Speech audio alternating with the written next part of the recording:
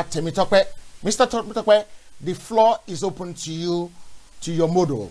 This man, you said to me privately, you admire him day and night every time you see him. So it is my pleasure to say you are free to ask him any question that you might want to ask him. Go ahead, Mr. Temitope. Yes, Mazi, like I said before, it's an honor to, ask you very pertinent questions as regards, the struggle and, the plight of your people, the Biafra people. They are our brothers. We love them, and we know that for someone of your caliber to be in the forefront of trying to ensure that, your people get emancipated from not just the political shenanigans going on in Nigeria. Also, you see a brighter future for your people. So my question is this: so far, what are your diplomatic, efforts as regards, actualizing, Biafra? Thank you. Thank you very much for that, and thank you. In terms of the efforts we are making, it is very consistent and it has been yielding very tremendous results. You don't have to go very far to understand, or should I say to glean from the enemy, which happens to be those occupying Asaraf, as to the depth or to the extent to which what we are doing diplomatically has been able to affect them or affect their thinking or their policy, insofar as the sustenance of Nigeria is concerned. I am not at personal liberty, for reasons which I am sure you would appreciate, to divulge every detail of every meeting that I've ever had. But I'm sure that you're aware that sometime last year, I was in Geneva, and after that, I traveled to Washington. We have been doing a lot of work, not just myself, but the entire team as well. And I am glad to say that that very effort we have continued to make is now bearing fruit. You're also aware of the fact that Garba Sheikh only a few days ago wrote what in his view was a counter to the letter from the British parliamentarians to the Secretary General of the Commonwealth. And in that very letter, he alluded to the fact that the work that IPOB is doing is casting Nigeria in a bad light, which is actually an anomaly, because what we are doing is trying to portray Nigeria the way it is and using our diplomatic channels to notify the world as to the hopelessness of that very Lugadian contraption. That is all that we have done, and that is what we'll continue to do. So you have to forgive me if I will not go as far as being able to give you some names. But we have been in those meetings, and those, should I say, consultations are still ongoing up until this very day. We know that the coming of coronavirus may have slowed things down a little bit. We also know that the focus of America right now is on their elections coming up. He's saying that roughly in 2 months' time.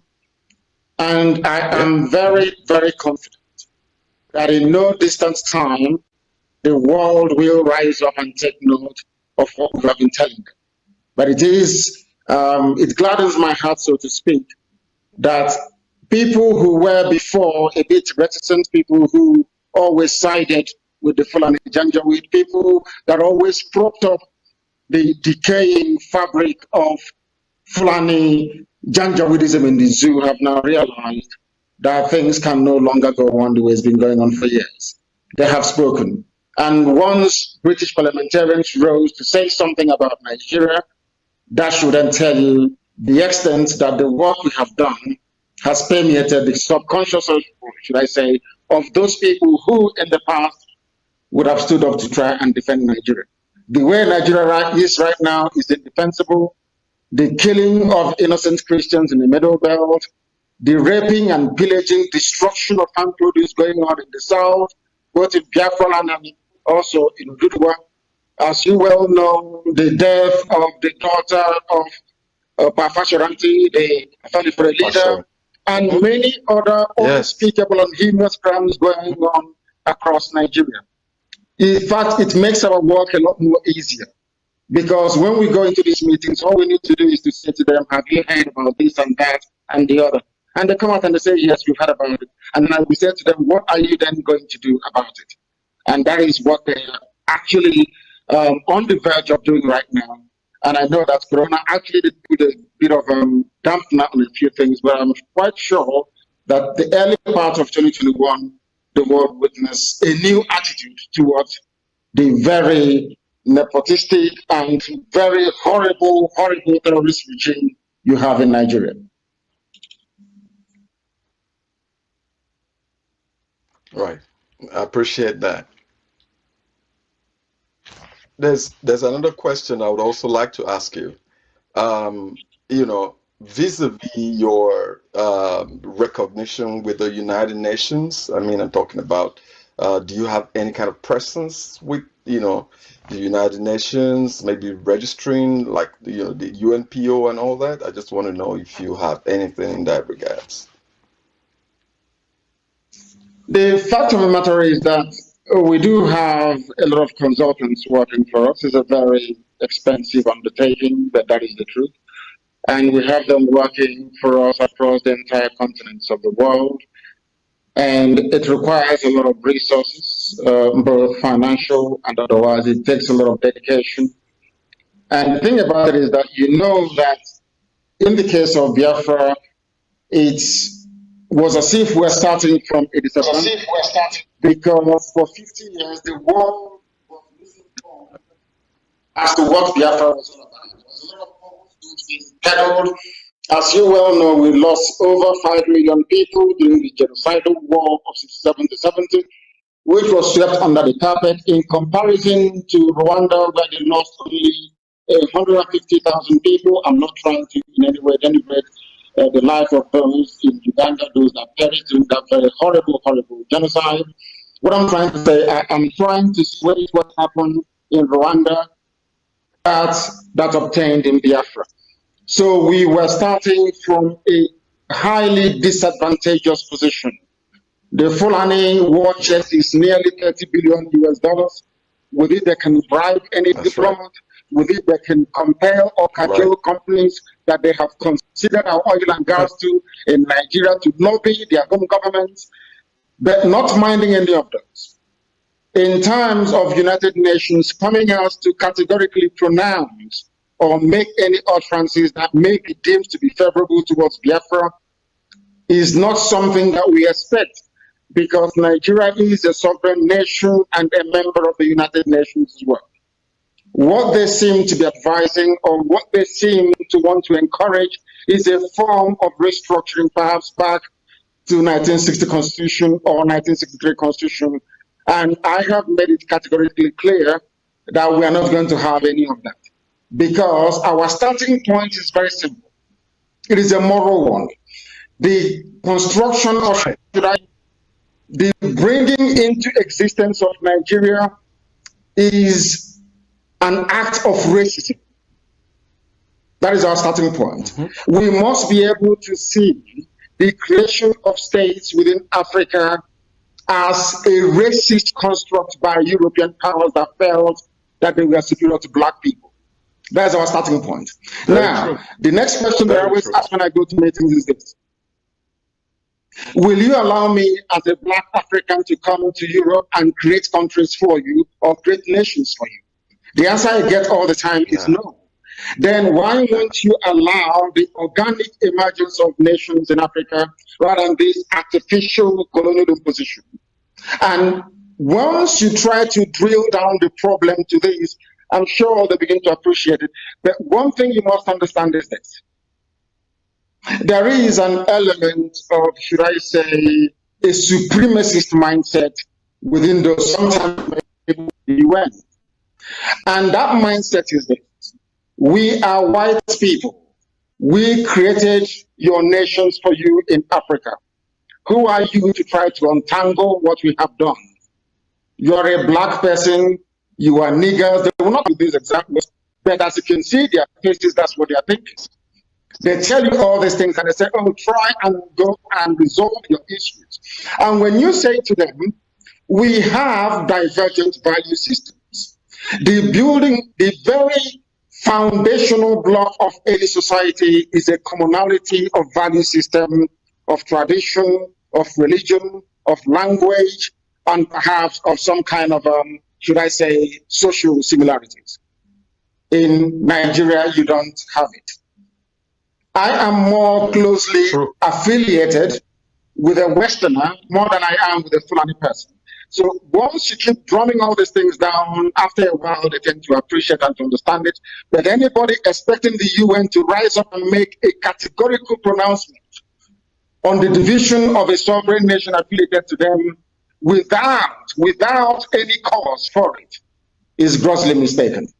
And we're not depending on them or anybody else for that matter to make such pronouncements. They are waiting for us. They are looking upon us to try and do something, and that is what we have now started doing. And I think the 1st of October will be very, very pivotal. Thank you.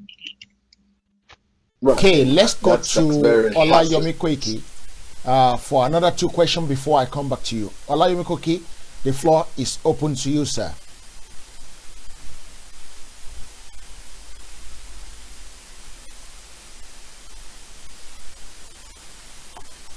One that I believe will go. Sorry, I think we lost your voice. We lost your audio at the beginning. Could you start again, please, Olayomi Koiki? I said, first and foremost, I'd like to appreciate Heritage Television for bringing this together. And I'm sure this is one area that a lot of people might never think would eventually come to happen today. And why do I say that? So many, people from the Yorubas always, have a different, opinion and view about the leader of the Biafra, Mazi Nnamdi Kanu, that I have opportunity, to sit down right now, in as much as we're using the technology, but it looks like on a round table and having this kind of discussion. The first question I would like to ask is, how do we build, these kind of, I understand there's been history between, the Yoruba and the Biafra, but where do you think, because I've listened to you so many times, seems a lot of people might probably not get you right each time you go harder on the Yoruba saying, you are part of those that are making Nigeria to work.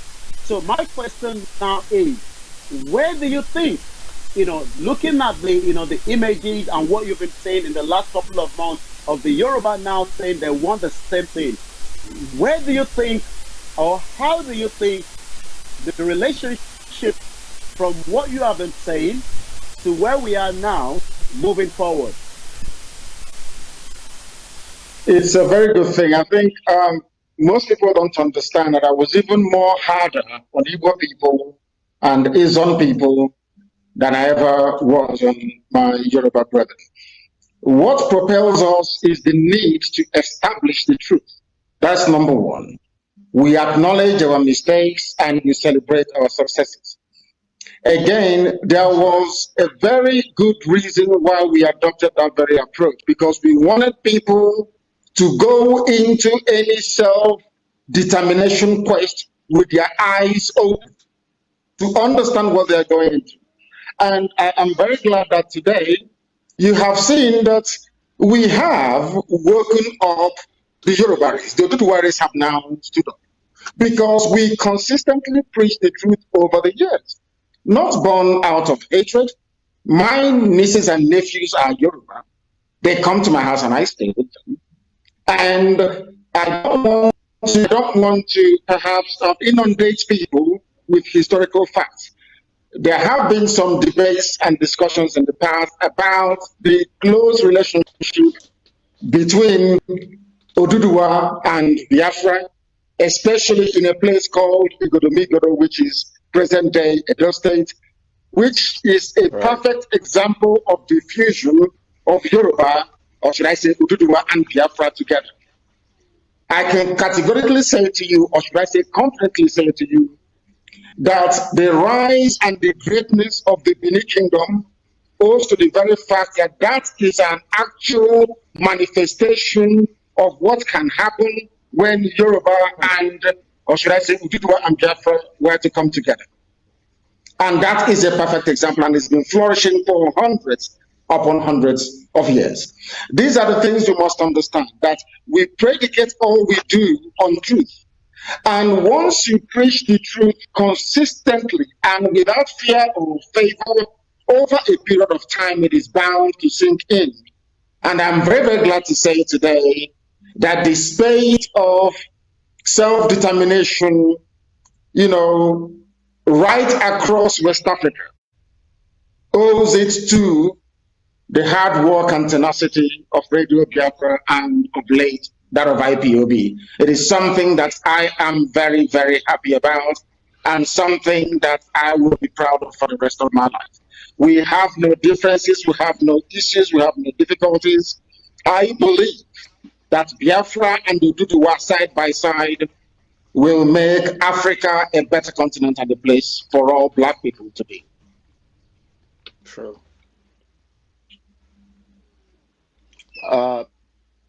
Can I come back in? Yeah, come back in, please. Yeah. All right. Thank you very much for that. I'll just quickly ask one more question, then I'll go back straight to the studio. Once again, we do appreciate those that are watching us from around the world. One question I'd like to ask is, you know, the struggle of the Biafra, a lot of people might say it's taking a very long time, and they might be looking at the Odudua and saying, is it going to be the same line where the Biafra have been on this for a very long time? How soon do you think a Biafra nation will eventually come, you know, to reality? Because the journey has been a very long one, and the Odudua as well, that are already asking that it looks like we want a Yoruba nation, you know, to happen, a Dudua nation to happen tomorrow. But sometimes, you know, we are also, you know, looking at the Biafra. We're losing Olayomi Koiki bit by bit there. Yeah, I think I can pick up, I can make out the tail end of his question. Okay, go ahead, sir. What I have to say is this: no one can, with any degree of accuracy, predict the exact time that we are all going to be free. It is our hope and our intention that, given our level of dedication, consistency, and hard work, that if Biafra and Odudua were to diligently pursue this very self-determination effort, not minding the few detractors that are now beginning to even emerge in Yoruba land, that sooner rather than later our freedom will be assured. But that depends on the level of hard work we are determined and prepared to put in. And that hard work must contain within it honesty, truthfulness, perseverance, and fearlessness. Very, very important. So that if you confront those we call affiliations, where we come from, the traitors and the saboteurs within Ududua Nation, the same way that we have managed to contain some of them in Biafra land, then our freedom will be far more easily assured. But I want you to understand something, that there are a lot of countries right across the world with vested interest in seeing Nigeria continue. They too are not going to give up very easily. They too are going to fight very, very hard to ensure that Nigeria remains one, because of what they gain from it, because of the deplorable levels of corruption, because of the high crimes taking place, because they can make as much money as possible from the corruption within Nigeria without anybody holding them accountable. These are the things we ought to be very conscious of all the time. But we have one thing in our favor. This is the very first time that we are coming together as people from the South, those who actually fought for the independence of Nigeria, starting from Herbert Macaulay to Kanu. Remember that? Who later on, the Yoruba man handed over to Nnamdi. I don't know if people actually remember that part of history, that the Yoruba people and Biafran, so to speak, have collaborated in the past, and it yielded a very good result. The collaboration of the Yoruba nation, or to an extent the Igbo nation, yielded the independence of Nigeria in 1960. Because without Herbert Macaulay actually picking Dr. Nnamdi Azikiwe to lead NCNC, I don't think that the history of Nigeria will be as it is today. What we are trying to say is this. People say it's taking a very long time. It's taking a very long time. They are not aware of how many years ANC had to fight. They are not aware of how many years the Congress had to fight in India. They are not aware of all the forces acting against the emancipation of the ordinary people. When people are steeped in ignorance, it takes many years to educate them. Now imagine if we had gone to war, say 2 or 3 years ago, when the army came to my house and killed a lot of people, as a result of which I also lost my father and my mother. Imagine what would have happened in 2017. But it had to take all the way to 2020, 2019, 2020 for the Oduduwa nation to emerge, to see that thing that we have been seeing and lamenting about all these years. That tells you. And in a short while, the Middle Belt will rise up as well.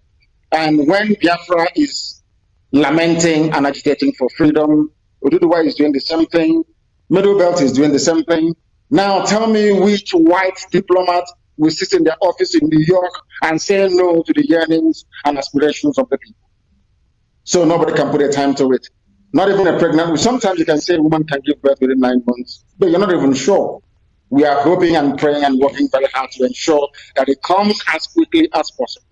And with this newfound collaboration between the East and the West, between Biafra and the Oduduwa nation, I can assure you that freedom is far more closer than you think.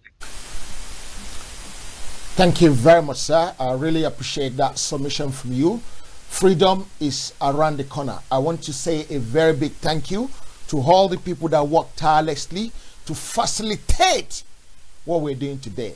It's the beginning of something big to come, and this is going to be happening from time to time. It's not one-off. It's not one-off. I'm telling you now, it is not going to be one-off. We are going to work together. My leader said something that the IPOB rised up, the Oduduwa rised up. When the Middle Belt rised up as well, who can stop it? Who will stop it? No diplomat in any part of the world will ever try to stop it. Mazi, thank you for the effort you put in. In all the effort you put in, as anybody, any animal, I will call them, that is from the East, member of the Biafran, point any accusing finger on you, because sometimes we have to call names. We don't want to abuse, but we want to call names. As anybody try to point accusing finger to you wrongly, that what you're doing is wrong. If you go through the newspapers every day or social media, where we are very active, you will come across a lot of dissenting voices, I call them, some out of ignorance. Because you remember there was a time when the media from the West never wanted to hear anything about Biafra. But it took them many, many years to realize that what we've been saying about Nigeria is actually correct. The same way for some of these misguided people. But there are those, do not forget this, there are those who will raise an objection for the sake of it. Even when Moses led the children of God out of Egypt, some people were grumbling at all the miracles, despite the fact that he led them out, despite the fact that the Egyptian army drowned in the Red Sea, despite the fact that manna fell from heaven, they still grumbled. They not only rebelled against Moses, they rebelled against God himself in heaven by molding a golden calf to worship at the foot of Mount Sinai when Moses went up to God get the 10 Commandments. That is man for you. And no other group of people exemplify or typify this very trait of self-denigration than Biafran people. So it doesn't come to us as a surprise. It is absolutely normal, and it is healthy for what we are doing, because we are going to run a democracy. And within that democracy, there is bound to be opposition to government all the time. And we want people to work their way through their differences rather than resorting to some unsavory means as a way to, should I say, resolve their disputes. Why I'm saying this is this. People are bound. You cannot convince everybody. We are 70 million all over the world. There are bound to be a few voices who will say that they disagree because of what they're getting from Abuja, because their lover, their boyfriend is from Fulani, or perhaps they have one reason or the other to believe that the continuation of one Nigeria will favor them. People sometimes approach these issues from a very selfish, very parochial viewpoint. I read also about a very notable Yoruba elder saying earlier today, that he doesn't believe, the word freedom, that they fought for Nigeria. I was tempted to ask him, how about the Yoruba people in Benin Republic? How about the Yorubas in Togo? Are you telling me that Fulani man in Sokoto is more closer to you, both culturally, religiously, and otherwise, than your own kith and kin in Benin Republic? When I have the chance, I will ask him that very question. Sometimes people do things out of ignorance. When the white man came, the white man appointed in our area warrant chiefs. We didn't like them, but they endured up until this very day. So you must understand that we are black people, and where black people are benefiting, it is very, very difficult for them to try to see the bigger picture, the well-being of everybody. I think it's part of human nature anyway. But what I'm trying to say to you is that some people are bound to complain, but wait until the 1st of October. Then you will see how many people are in support. And I can tell you this, 99.99999% of our people are in favor of what we're doing. The very insignificant 0.0000 to infinity 1% are insignificant. They are hungry and they want to eat. Perhaps if they make a lot of noise, we can recognize them and give them some money. That is human nature. But we are not deterred. We are moving forward and we are winning. And Asorok knows we are winning. Let's go back to Mr. Temitope because we seem to have lost Olayomi Koiki at the moment. We will soon get him back. Mr. Temitope, another opportunity for you to ask our leader of the IPOB, a very quick question. I'll give you another chance to take two. Thank you, Mr. Moderator. It's a great honor again, always when I ask him questions. I just want to know at this point, with the way things are, you see lots of groups coming up. They say, oh, I belong to that group, I belong to this group, under one, agitation, under one ethnic agitation. You have so many groups. Of course, we know a lot of these groups are just out there because of what they want to benefit. They're just out there because they're spoilers. They're just out there because they want to get recognition.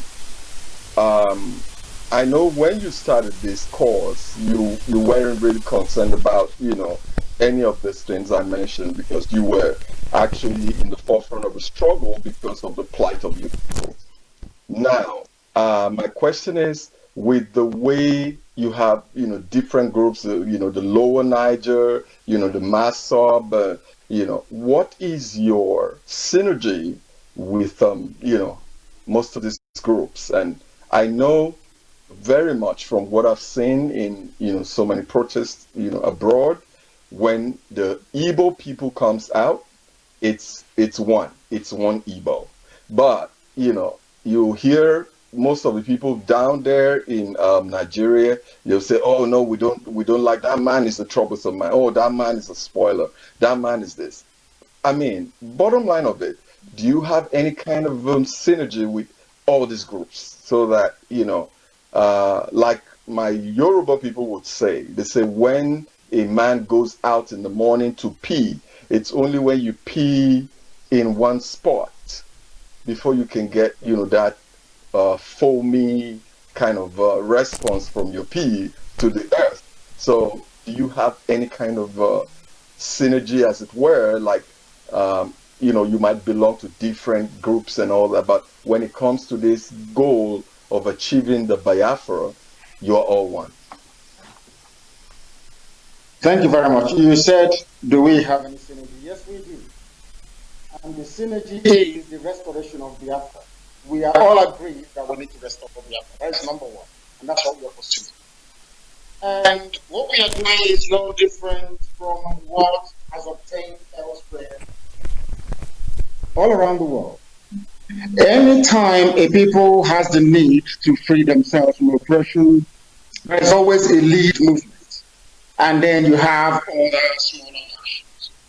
These people that you mentioned, can I ask you to please tell me one remarkable thing they've been able to accomplish? When we give an order, our people obey it. When we ask for something to be done, that thing is done. Anybody, we're not stopping anybody from forming any group or association to fight for something that we're fighting for. But what we are saying, and we continue to say, is that there is need for consistency. Once you have that consistency, then we can work with you. We have anything to offer. But don't forget that IPOB is the largest mass movement on the face of this very place. Now, are you asking us to have synergy with just 4 people? A movement of millions of people? You're asking a movement of such magnitude to find synergy with only 4 people? What I expect most commentators and like your good self to be asking is, ask them why you are only 4 in number. I mean 4. 1, 2, 3, 4. Only 4 people with office platform all over, with worn-out constitution. They are asking you, IPOB is in over 160 countries around the world. Are you telling me that there is something that you know or have that all these millions of people all over the world do not have or have not seen? So that is why we are welcoming and we're very open. But we don't work with people who have compromised these very noble points. If you are in the payroll of the new government, the federal government, we will have nothing to do with you. Issue as many press statements as you like. It won't hold with us. If you are consistent, if you are diligent, if you're focused, as I have said repeatedly, live on air, on Radio Biafra, that this very group of people I see now agitating for Ududua, I trust them. I can work with them. And I know that regardless of what may have transpired in the past, that these people that I'm seeing right now, they are the real deal. And through them, Ududua will be free. I said it in the open. I have never said that before. All these years, I've never heard me before say, can I trust a group of people from somewhere else? I never said that before. That this very Ududua that I see, I trust, and I'm prepared to work with. Now, if I am prepared to work with Ududua, agitators, Yoruba brothers and sisters, why won't I work with my own flesh and blood? I'll work with them. The thing is that some people don't like the truth. And we speak it and we say it the way it is. We are always truthful and shall remain truthful. That is why this very movement that I lead is the largest on the face of this very planet. If we come out to march, the land cannot contain us. That's how big we are. Maybe on the 1st of October, in a few days' time, the world will get a tester as to how big we are. Of course, COVID-19 restrictions allowing. Because I understand even in London itself, that have said it's only 6 people that can come out. Not even 60. The police today said only 6 can come out. And we are trying to see how we can work around that. Therefore, what I say to you, my dear brother, is this. We are open to people, but you must be principled. You must be disciplined. Morning, noon, and night. You don't waver. Any day they call you from Asa Rock and give you one SUV or give you some money and you start to live at peace with the oppressor, then you're finished.